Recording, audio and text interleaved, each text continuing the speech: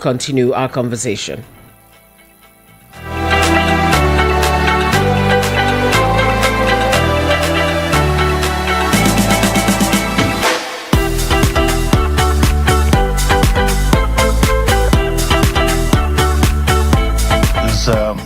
A very devilish conspiracy. All of a sudden, airlines are underpricing.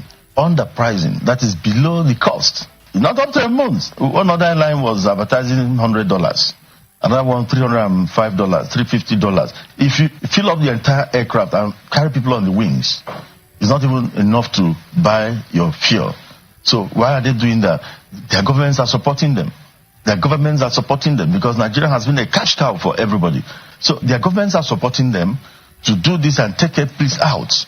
The idea is to take a piece out. And the moment they succeed in taking a piece out, Nigerians will pay 20 times over. Once again, it's going to happen if, God forbid, they're able to take a piece out. Because what is happening now is scary. And of course, even in Gatwick where you are you given 100% cooperation? Let me tell you this. On the first day, on the inaugural flight out of London, 24 hours to the time, they moved us to another check-in area, other than the place assigned to us. The place they gave us, the carousel was not working. So when you check in people, you need to manually carry the load to go to 50 meters away to go and drop it somewhere else, just to delay you. When we got to Gatwick, we now said, okay, let us take Gatwick. They say, oh, no slot available. When we pushed and pushed, they gave us scattered slots. Today, 3 p.m., next day, 2 a.m., the next day. Who does that? So Festus Keyamo had to wade in, went to London with us, and to warn them. If you continue these stupid, foolish acts, the government of Nigeria will surely retaliate. And this is from the President of the Federal Republic of Nigeria. That is the truth. The government of Nigeria is behind Air Peace. And it's good to hear that the government of Nigeria is behind Air Peace. Alan Onyema, the CEO of Air Peace, sharing with us some of the challenges they are facing already in that international route. Cindy Foster is with us, as I said, an aviation analyst. Not just that, she is a thought leader, a woman who has won her establishment. They've won numerous awards and recognitions, including an Aviators African Changemaker Impact Award and Top 100 Aviation Business Leaders in Nigeria Award, and many, many, many other awards. It's a pleasure to have you join us on Voice of the People today. You're in the UK and we're in Nigeria. You see what technology can do? My body may be here, but my spirit and my heart is there. I know. You love Nigeria, and I read where somebody was asking you once why you like Nigeria or love Nigeria so much. Maybe you can just give me a summary of that answer. Okay, well, there's a variety of reasons. So I've been working with Nigerian businesses before I even came to Nigeria. And what fired me up about Nigeria was the people that I met in the UK. And these were very successful business people who could have lived anywhere they wanted in the world. And it always fascinated me that despite everything that people said, they chose to live in Nigeria. And so I had this sort of high expectation before I came to Nigeria. And when I got there, it met up to that expectation and more. And I was so excited to go back to London to meet people at the Nigerian High Commission, to tell them that I'd been to their country and the positive things that I found about it. And that was the beginning, really. I was spending more and more time in Nigeria until Nigeria became my home. And it's great to hear that. And funny, a lot of Nigerians are, switching, coming to the UK, making the UK their home, and you are jackmarring from the UK to Nigeria. Isn't that funny? I know. Even during the pandemic, I spent the entire pandemic in Lagos. And, I could have, gone back to the UK at any point, before they closed everything, or take one of those repatriation flights. But I looked at the situation, I thought, you know what? I feel safer here. And I was so glad that I did that, because whilst people were stuck in their homes in the UK, I was walking on the beach in Lagos. Imagine. Sunny Lagos. Now let's come to the aviation industry. And the Nigerian aviation industry, over the years, you've come to know it well, and you've studied, and you see the birth and death of different airlines. Airpeace has managed to stay afloat all the while. What do you think, from all the studies you've carried out, is the major thing, the major challenge these local, let's start from the local now, and even for the international, Airpeace wouldn't be the first. Arik did that too, but somehow they all fizzled out. What do you think is responsible for this fizzling out of airlines in Nigeria? Well, there isn't actually just one thing. All things come together to make a calamity. And this is what we've seen, whether it is from a policy perspective, until aviation is recognized as a strategically important industry, a lot of the policy surrounding it will stunt the growth. And we have seen that.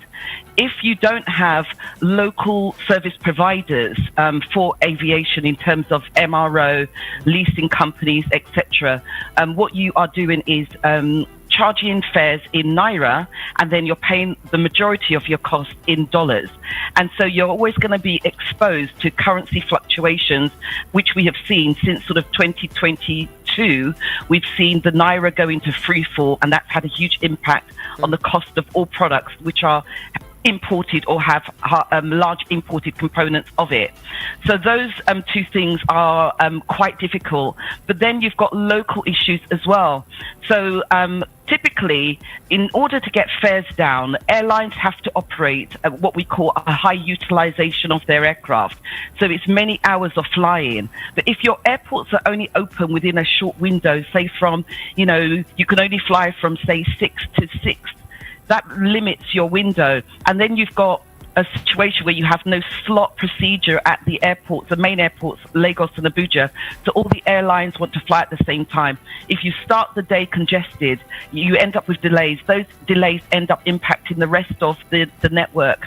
And then you've got bird strike. We seem to have much more bird strike, although they really should come up with the numbers so that we know, is it more than the standard around the world, or is there something peculiar about the airport environment in Nigeria? Without the data, which is another one of the problems, you can't run an airline operation without quality data, and the accuracy and the timeliness of the data in Nigeria is problematic. And so all of these things come together and create an environment where it's difficult for most airlines to survive. And then from a policy perspective, you haven't really created an environment where you've got different sizes or different types of aviation or airline businesses. So you've got the same sort of route for everybody to go through. And I know that they've said that they will look at each business plan accordingly. If we can see the types of airlines which are approved, they all follow the same format. They are all, commercial style airlines with aircraft seats, 50 seats and above. There's nothing, really, you don't really have airlines which are just doing small shuttle with maybe 6 passengers, and they are commercial. So what you find is you've got the private sector, private operators doing what we call illegal charter. So you've created a vacuum because people can't go down a traditional regulatory route to create a smaller shuttle airline. So they create it for themselves. And you're not receiving the benefit of it. So there's all sorts of reasons why the aviation industry, airline industry particularly, has been problematic. Airports are problematic, is because we haven't designed it for growth. You can't accidentally trip and fall into growth. You've got to create an environment for it to happen. You've got to create the sustainable policies. Where is the strategy? Which direction are we headed in? All these private businesses are reliant on a changeable administration who all come with their own people and their own ideas. And every few years, you're flip-flopping from one thing to the other. That is not an environment within which aviation can sustain or grow. And so if you look at other countries are doing, 20, 30, 50-year plans, and we can't even plan 1 year ahead. Now, okay. So, okay. I get you. Now, without spending too much time on the general things, let me bring you to the specific now, the major reason I even called you. Let's talk about Airpeace. and this direct flight to London from Lagos and Gatwick, they didn't give them Heathrow. Gatwick is where they got, and even then, the chairman complained about some things. The fact that even space allotment was a problem. Gatwick just only announced after how many days of the inaugural flight. Gatwick just only announced that Air Peace was coming. Just was it a couple of hours ago, and the chairman now is complaining also that people are beginning to undercut prices to choke them. What really is happening? Do you have an idea of what Air Peace is passing through right now on this international route with all these gray areas springing up? Okay, so let me go back to your initial points about Gatwick. There's absolutely nothing wrong with Gatwick at all. I've done the research and I've seen the geographic spread of where Nigerians are in the UK, and a lot of them will find Gatwick much more accessible for them, because the largest Nigerian population in the UK is in the southeast of England, southeast of London. Places like Peckham, Deptford, Plumstead, these places have got a lot of Nigerians. And if you look at the distance and time it takes to go by road from, say, Deptford to Heathrow and Deptford to Gatwick, it's actually faster by road.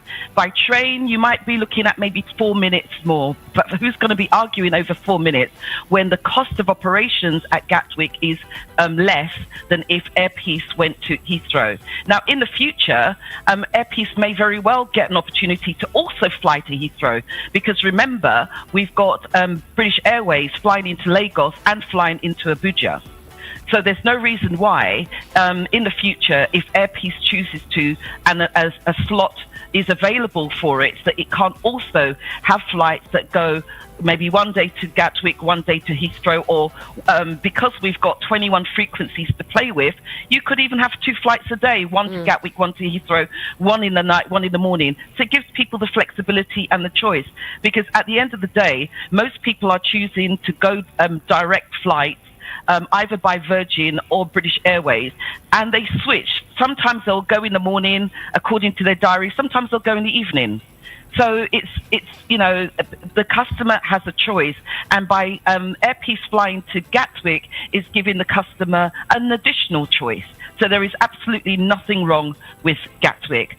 There's something wrong with Gatwick's communications in terms of they didn't announce the fact that Air Peace was flying into Gatwick, which when somebody mentioned it to me, I thought, oh, here we go again. But then I looked and saw that before the Air Peace flight, there was another airline, and they gave them the full recognition of being an inaugural flight. And then after Air Peace, there was even another airline, and they gave them the recognition. Now, we don't know exactly what happened, but it was very poor show. It didn't look good. You know, as a Brit, I was a bit embarrassed, to be honest, because that's not the way to treat a country that you are a trade partner of, and you've allowed the airline to come, and now you've just acted like you don't really want them there. So Nigerians reacted in exactly the way that anybody would expect them to act. They were not happy. And so I'm glad that Gatwick people didn't just dig their heels in and do no recognition. It came late, but the fact is it came. So next time they won't do it again, for sure. Yeah, and now they undercutting, because it's like international flights. They are beginning to have very low rates compared to what they had before. Now, imagine a flight that was maybe like 3M Naira or 2M Naira, and they're now advertising for less than 600. Some even had $100 and something dollars. That's being actually advertised. not true. It's actually not true. What's been going on is there's a massive misinformation campaign which is doing the rounds. And I don't know whether it is because people don't understand you can't buy the return ticket without buying the outbound ticket.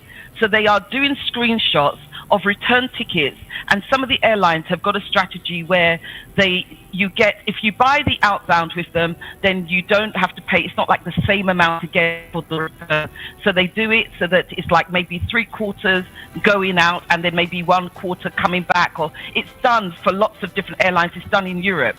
And so what some cunning people have been doing is screenshotting those fares and then announcing price war. We can fly to Abuja or fly from Abuja $146. But what about the outbound? That wasn't a single. I looked at these things and I've even circled it and circulated my own because it clearly said this is the return leg. What was the cost of the outbound? So they're giving half the information, and the other one that they're doing is they are looking at random dates. They're not looking at the airlines on the same date. They're looking at airlines on random dates. They're looking at maybe today for tomorrow. Now, if your aircraft has got a high load factor, that means most of your seats have been sold. That means the remaining seats are going to be those fare classes which are a higher category. So if you look at a fare today for tomorrow and you don't know what the situation is, you can make all sorts of assumptions and you can start a narrative about price wars. You can also look at different dates and compare Air Peace with other airlines on completely random different dates and say Air Peace is more expensive. Well, if you go into like any business, any type of business, and you compare the different businesses 1 year in, 1 year out, you're going to find difference in prices. I think there is a deliberate manipulation which is going on, and part of it, I think, is because consumers want to drive down the prices, and so they want to kind of encourage Air Peace to feel that they are under attack and in a price war, and if you don't match this $100 price, we're going to leave you and go with the competitor. Some of these prices that they're comparing with aren't even direct flights. So some of them even said 27 hours journey. And they're comparing the price of that with Air Peace and the 6 hours. Come on, people. 27 hours. That means a lot of layovers and all that. Exactly. That is 2 days. Exactly. The lack of convenience. You've got to now hustle, in 2 airports. You've got to, deplane in different countries. Some of these airlines are flying not just 1 stop, 2 stops. And so people are bringing out fares. Who wants to fly for 27 hours can go and fly for 27 hours. You've been given the financial benefit for doing that. Take it and enjoy it. But you cannot expect direct flight airlines, they're not expecting BA or Virgin to match those prices. So why Air Peace? So is it a case of, let's say, a misinformation? Because even the chairman of Air Peace said something like, even some airlines are advertising for like $100, $300. That even if you fill the plane and the wings, it's not even enough for the cost and so on. That is a devilish scheme that is going on, but that the government of Nigeria has warned about some of these things. You heard, maybe you heard that interview. I did. And the thing is, when you are in receipt of information from lots of different people all saying the same thing, you start to feel that this is what the situation actually is. But I have gone back. I've looked at the forward pricing. I've even looked at the historic pricing, and what people are saying, some of these images have been manipulated. We know it's possible. You've got graphic designers compiling things from different weeks, putting it into one so it looks like one. There's a whole load of manipulation which is going on. It's all designed to create the impression that there is a price war beyond which there is a competitive environment. We always knew it was going to be competitive. It's a competitive route. You've got like 60% of the passengers going via these indirect 1-stop, 2-stop routes. So there's a big market to play for. So those indirect, route airlines are obviously going to feel threatened by an airline which is offering lower prices, but not lower prices than them. They were offering lower prices than the direct route airlines. And if you looked at it from the very beginning, people like Egypt Air, Morocco Air were even lower. So it's a question of people's understanding. You cannot expect a direct route airline to be charging you the same amount of money as one stop, two stop, 27 hours versus 6 hours. Come on, people. Okay, this now looks like the phantom of a problem that may truly not be a problem, but definitely there will be other things that Air Peace would face as challenges. Could you let us know some of these challenges that they should expect to face and how they could deal with them? Well, a lot of the challenges would be anticipated. So you expect a competitor reaction. So what we have seen is a natural competitor reaction. Forget those manufactured, manipulated images, but we have seen a slight reduction. But then it's a time of the year as well, because when I've looked at some of the analysis of the fares, it's actually fairly typical. For this time of year, for a lot of the airline prices after Easter, it's not a peak travel period. So you would expect to see some reduction in fares. And as things heat up for the summer and aircraft load factors start going higher, you will see that the fares will naturally go up. I don't think we're in a situation which some people think we're going to end up with 50,000 Naira fares for international. This is what some people want, and this is what they're trying to drive the businesses in, because a lot of these people don't care whether the airlines survive or not. So it's very easy to say, match the price. So some people are complaining that the chairman of Air Peace even complained about some of this, perceived competitive behavior. And people are saying he's thrown a tantrum, he's talking too much, he should just suck it up and match their price. That's what people are saying. And these are people who don't even understand that the price they believe that is being offered isn't even a price.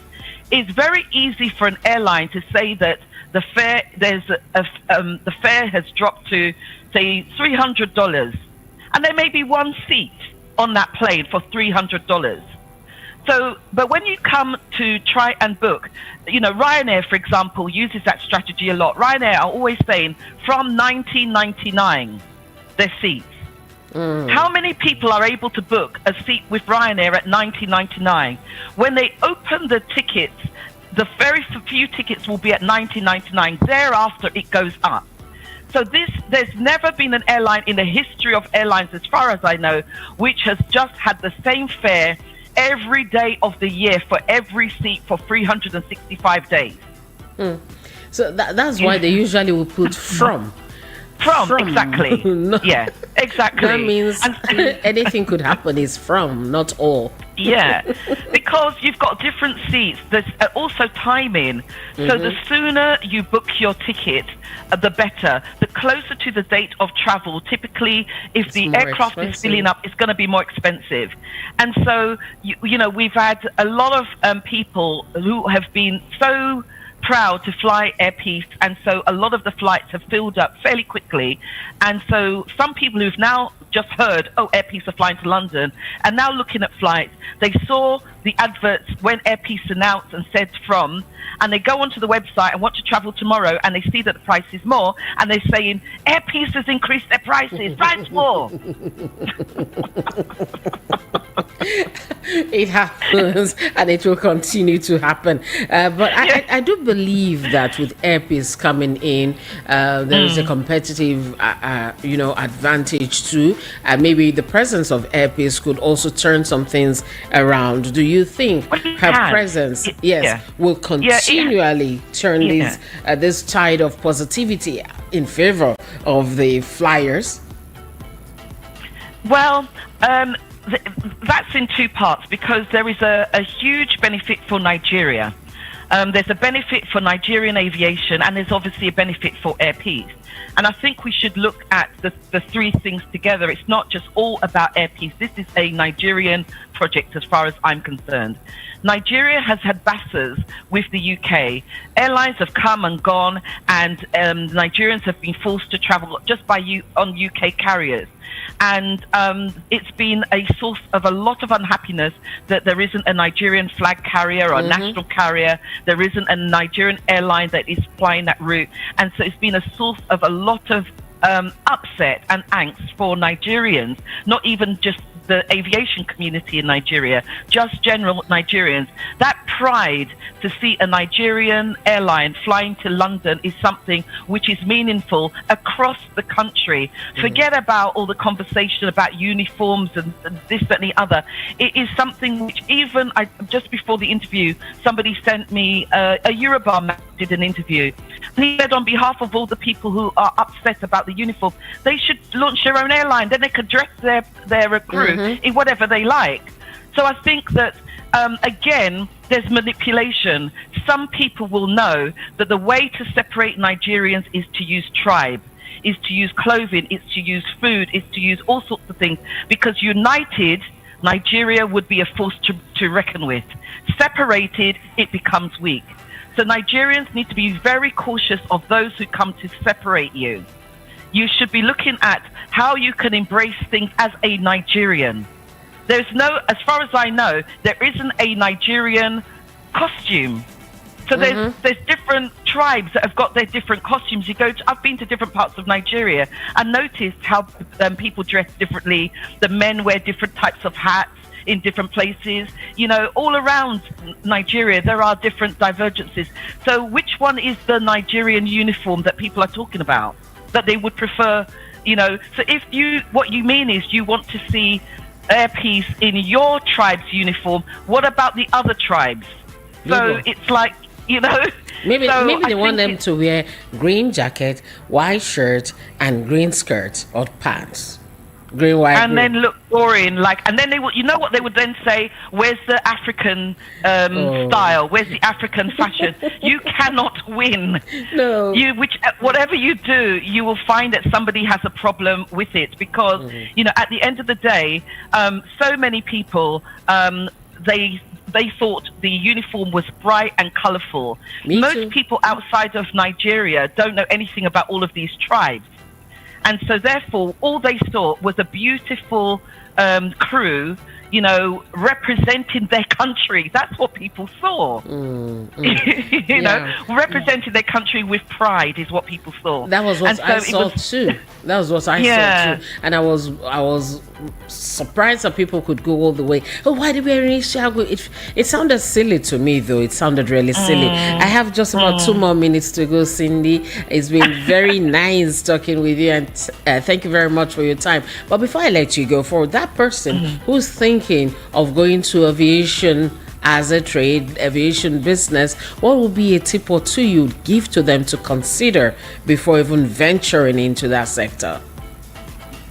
I think it's so wide a section. You know, there are so many different careers you can explore within aviation directly, or like I've done as somebody who is dealing with aviation as a consultant.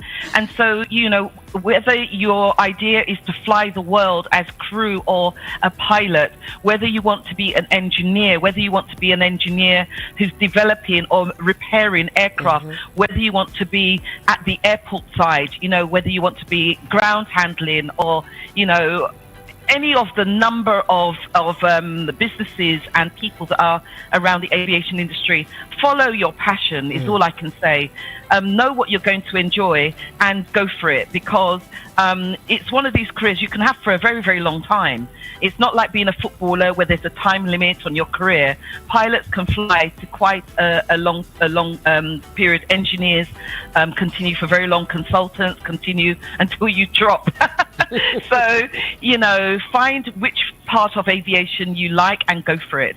Thank you so very much, Sydney Foster, for being a part of the program today. And you can go back to sleep now. You can rest a while before. Thank you. Have a beautiful, beautiful day. And she's from Avero. I got that right? Avero. Yes, that's correct. Avero Capital Partners. And she is one who understands aviation, African world beautifully, and we hope to be hearing from you anytime we knock on your door. We hope you'll open when we have anything to talk about aviation, right? Yeah, absolutely. Happy to do it. Thank you so much. I wish you a very beautiful day, and thank you for shedding light on some of the gray areas. Have a fine day. Bye-bye. Thank you. Bye-bye. Bye-bye. You're listening to VOP 90.3 FM Lagos, and we just had our session with Sydney Foster, an aviation analyst who made some things quite clear. But right now, let me pause a while. Ijeoma Innocent is set with the business and financial news. And right after Ijeoma, I'm going to deviate a bit. We know what's happened with Junior Pope and all that. I would like us to throw some light into this. I'll have a prolific producer talk with us. But before then, business and financial news with Ijeoma Innocent. Good morning. This is the business update on Voice of the People 90.3 FM. My name is Ijeoma Innocent. The business update begins with the federal government saving 1.5 trillion naira following the recent hike in electricity tariff for Band A customers. It also stated that about 2.5 million meters would be installed